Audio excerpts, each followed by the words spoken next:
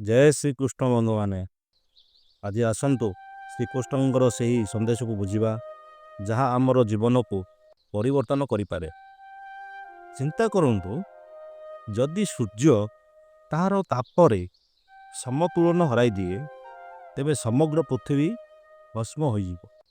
ଯଦି ଜଳ ନିଜ ମର୍ଯ୍ୟାଦା ଭଙ୍ଗ କରେ ତେବେ ଜୀବନଦାୟିନୀ ନଦୀ ମଧ୍ୟ ବିନାଶକାରୀରେ ବନ୍ୟାରେ ପରିଣତ ହୋଇଯିବ। ଏବଂ ଯଦି ପବନ ବନ୍ଦ ହୋଇଯାଏ କିମ୍ବା ଝଡ଼ର ରୂପ ନେଇନିଏ ତେବେ ଜୀବନ ଅସମ୍ଭବ ହୋଇଯାଏ। ତେବେ ଆମେ ମଣିଷ କାହିଁକି ଭାବୁଛି ଯେ ଅତି କରି ମଧ୍ୟ ସୁରକ୍ଷିତ ରହିପାରିବୁ। ଶ୍ରୀକୃଷ୍ଣଙ୍କର ଭଗବତ ଗୀତାରେ ଅର୍ଜୁନଙ୍କୁ ବୁଝାଇଥିଲେ ଯୁକ୍ତାହାର ବିହାରସ୍ୟ ଯୁକ୍ତ ଖ୍ରେଷ୍ଟସ୍ୟ କର୍ମସୁ ଯୁକ୍ତ ସ୍ୱପ୍ନାବୋଧସ୍ୟ ଯୋଗେ ଭବତି ଦୁଃଖ। ଅର୍ଥାତ୍ ଯେ ବ୍ୟକ୍ତି ଖାଦ୍ୟ ଚଳନ କର୍ମ ଏବଂ ଶୋଇବା ଜାଗିବାରେ ସଂଯମ ରଖେ ସେହି ମଣିଷ ହିଁ ଦୁଃଖରୁ ମୁକ୍ତ ହୋଇପାରେ। ଶ୍ରୀକୃଷ୍ଣ କହୁନାହାନ୍ତି ଯେ ସବୁକିଛି ଛାଡ଼ିଦିଅ, ସେ କହୁଛନ୍ତି ଯେ ଆପଣଙ୍କର ଯେତେ ଆବଶ୍ୟକ ସେତେ ନିଅ, ନା କମ୍ ନା ଅଧିକ। ଏହି ହେଉଛି ସମତୁଳନାର କଳା, ଏହି ହେଉଛି ଜୀବନର ରହସ୍ୟ। ଆଜି ଆମେ ସମସ୍ତେ ଦୌଡ଼ୁଛୁ କାହା ପଛରେ? ଧନ, ନାମ, ପ୍ରସିଦ୍ଧ ପଛରେ।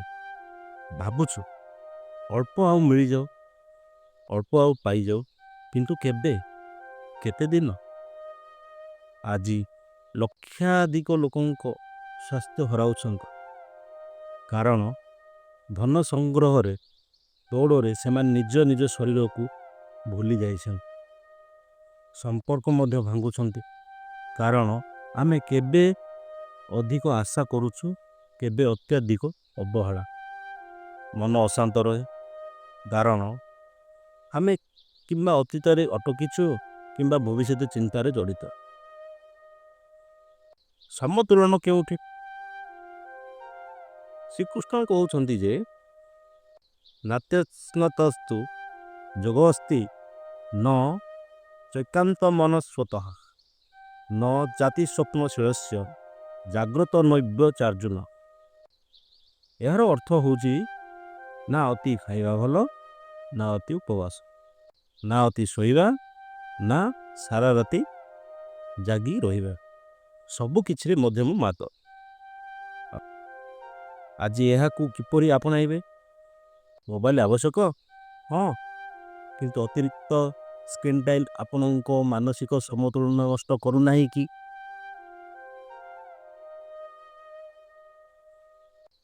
ସୋସିଆଲ ମିଡ଼ିଆରେ ତଥ୍ୟର ମାଧ୍ୟମ, ହଁ, କିନ୍ତୁ ଏହା ଆପଣଙ୍କ ମନରେ ତୁଳନାରେ ବିଶ୍ୱର ଭରୁନାହିଁ କି? ଯଦି ଆପଣ ନିଜ ଆକାଂକ୍ଷାକୁ ସମତୁଳନ କରିନାହାନ୍ତି ସେ ଆପଣଙ୍କୁ ଜଳାଇ ଦେବ। ପ୍ରେମରେ ସଂଯମ ନ ରହିଲେ ସେ ବନ୍ଧନ ହୋଇଯାଏ। ଇଚ୍ଛାକୁ ନିୟନ୍ତ୍ରଣ କରି ନ ପାରିଲେ ସେମାନେ ଆପଣଙ୍କୁ ଧ୍ୱଂସ କରିଦେବେ।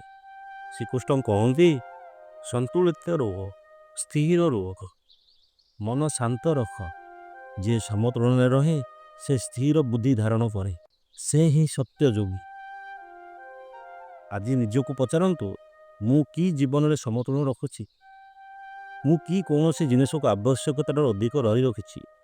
ଯଦି ହଁ, ତାହାକୁ ଛାଡ଼ିଦିଅ, କାରଣ ଆବଶ୍ୟକତାରୁ ଅଧିକ କିଛି ହେଲେ ସେ ଶେଷରେ ବିଷ ହୋଇଯାଇଥାଏ।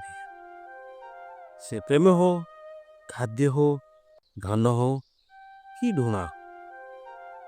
ଜୀବନକୁ ମଧୁର କରିବା ପାଇଁ ସମତୁଳନ ଆବଶ୍ୟକ, ନା ଅଧିକ ନା କମ୍। ଧନ୍ୟବାଦ। ଜୟ ଜଗନ୍ନାଥ। ଭିଡ଼ିଓଟି ଭଲ ଲାଗିଥିଲେ ଦୟାକରି ଲାଇକ୍ ଆଣ୍ଡ ସବସ୍କ୍ରାଇବ୍ କରିଦିଅନ୍ତୁ। ଧନ୍ୟବାଦ।